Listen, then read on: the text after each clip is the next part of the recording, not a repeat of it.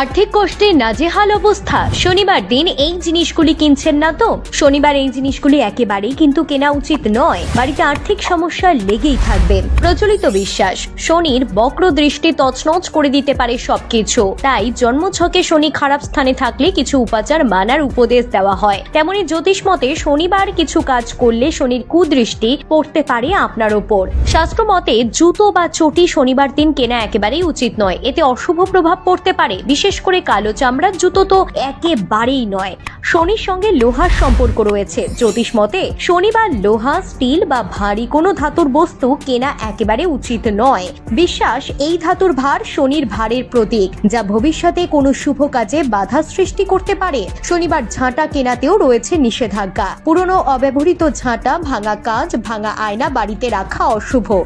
যদি আপনার বাড়িতে থেকে থাকে তাহলে তা বিদায় করুন। যদিও উপরিউক্ত সকল তথ্যই বাস্তু ও জ্যোতিষশাস্ত্রের উপর ভিত্তি করে বলা হয়েছে, এগুলি আপনাকে কোনোভাবেই মেনে চলতে বাধ্য করে না আমাদের চ্যানেল।